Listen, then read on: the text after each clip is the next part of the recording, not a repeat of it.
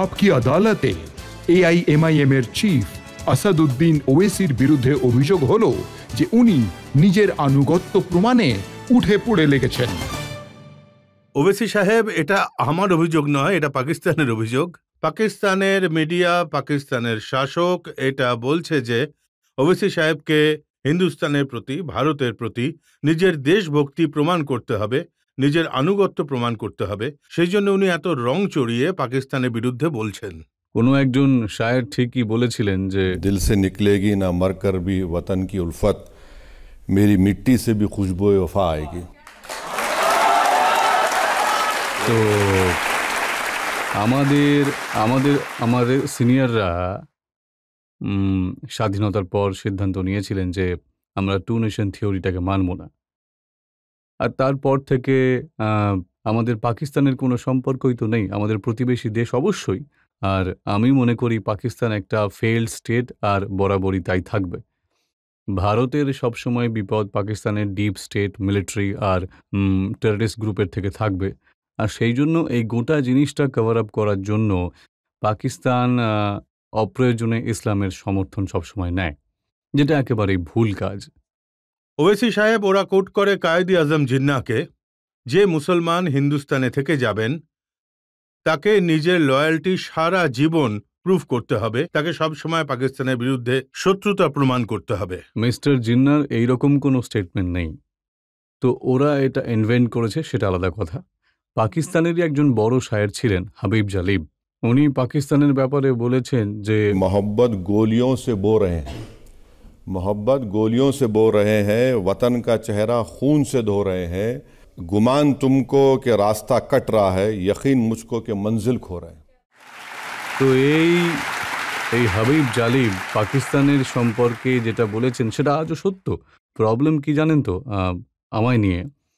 পাকিস্তান বলে যে আমি মুসলমান নই, আর এখানে আমাদের দেশে যে সংঘ পরিবারের লোকজন বলেন যে এ সঠিক ইন্ডিয়ান নয়। তো আমি এখন কোথায় গিয়ে সার্টিফিকেট দেবো? তাই এসব নিয়ে আমি চিন্তা করি না।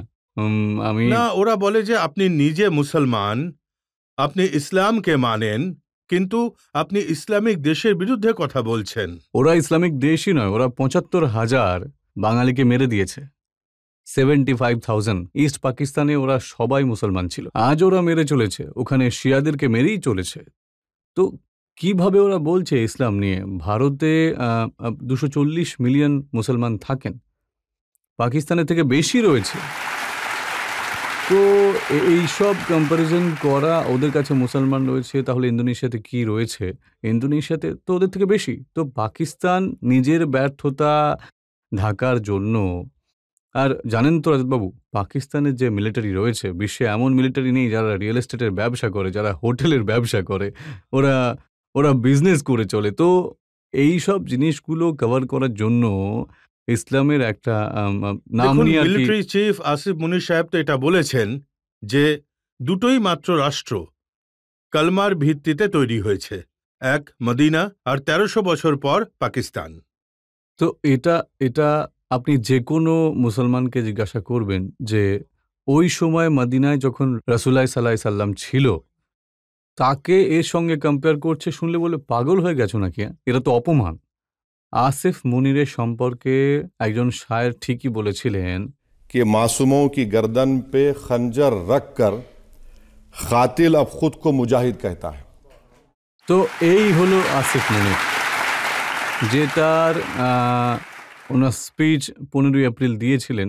তারপরেই তো ২২ তারিখে পহেলগামতেই মর্মান্তিক ঘটনা। তারপরেই কালমা পড়তে বলা হলো, তারপরেই ধর্ম জিজ্ঞাসা করে গুলি এটা তো করা হলো। একেবারে এখানে ইসলামের শিক্ষা কোথায় যে আপনি ধর্ম জিজ্ঞাসা করে কাউকে আপনি গুলি মেরে দেবেন, কাউকে ফ্যামিলিকে আলাদা করছেন, আর মাথায় গুলি মারছেন, আর তার রেকর্ডিং করছেন। তো এটা তো নিজের ব্যর্থতা ঢাকতে আর নিজের সুপ্রিমেসি অটুট রাখতে। আর এদের একটাই লক্ষ্য, যে আমি আজও বলছি, এরা ভারতকে শান্তিতে থাকতে দেবে না। এদের লক্ষ্য হলো ডিস্টেবিলাইজ করা, এখানে আরও বেশি করে ডিফারেন্সেস তৈরি করা সোসাইটিতে।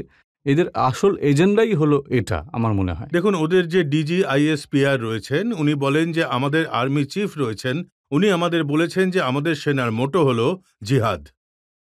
हम अमन चाहते हैं मगर जुल्म के खिलाफ।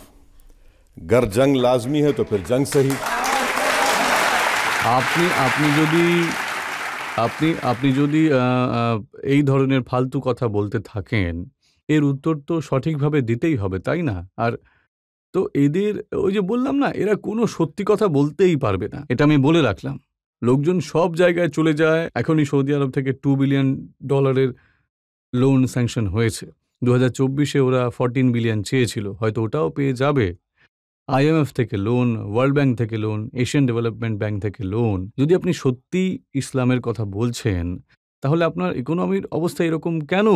গোটা বিশ্বে দুটো দেশে এক ধরনের পোলিও হয়, পাকিস্তান আর আফগানিস্তানে। আপনারা পোলিও নির্মূল করতে পারছেন না, অথচ আপনার মিলিটারির এক্সপেন্ডিচার জিডিপির 2.92%, ভারতের 1.72। তো সেদিকে মনোযোগ নেই।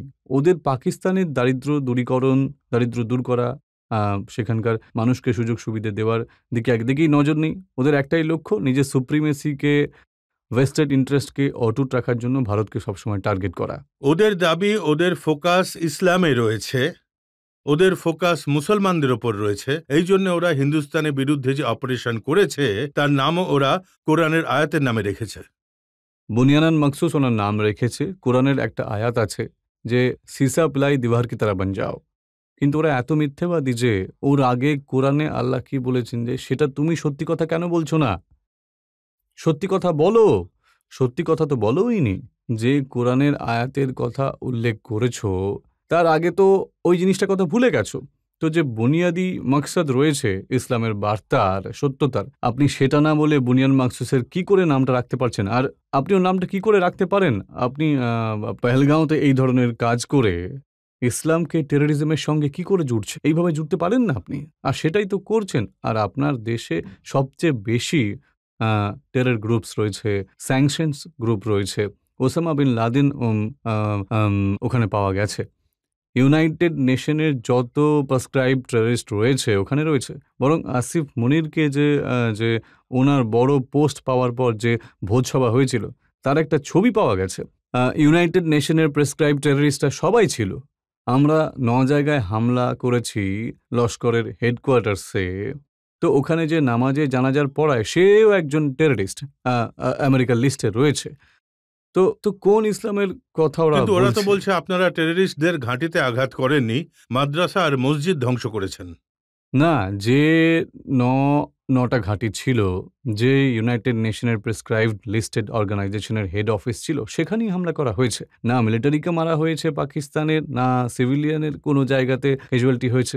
তো যে জায়গা থেকে আমাদের উপর আঘাত আসছে, যেখান থেকে হামলা হচ্ছে, তখন এটা তো দরকার যে ওদের দাবি হলো যে আমরা তো ইসলামকে ডিফেন্ড করার জন্য লড়াই করছি। আর এখন তো ওদের প্রাইম মিনিস্টার বলছেন যে আমরা চাইলে ওদের 10টা প্লেন ধ্বংস করতে পারতাম, কিন্তু 5টা করেছি। আরও একটা স্টেটমেন্ট আছে ওনাদের প্রাইম মিনিস্টারের, যে আমি সুইমিং করছিলাম, মানে সুইমিং স্যুটে ছিলেন আর কি, আর আমার ফোনটা বাজে, জানতে পারলাম ভারত প্রথম অ্যাটাক করে দিয়েছে আমাদের উপরে। আমাকে কোনো একজন ইন্টারন্যাশনাল জার্নালিস্ট জিজ্ঞাসা করেন এটা কি করে হলো। আমি বলি আমাদের এখানে নামাজ ফাজার আধ ঘন্টা আগে হয়, তাই আগে লাগবার বলে করে দিয়েছে। তো ওখানে এই ওদের এই যে এই সব যে 9টা এয়ারবেসের আমরা অ্যাটাক করে দিয়েছিলাম আর কি, যদি আমরা চাইতাম তো আমার বিশ্বাস আছে জাজ সাহেব একমত হবেন, আমরা গোটা এয়ারবেসগুলোকে ধ্বংস করে দিতে পারতাম। আমরা শুধু রানওয়েগুলোকে নিশানা করেছি, আর নিশানা করে বলেছি ভাই সাহেব এগুলো শুধু ট্রেলার, আপনারা শুধরে যান।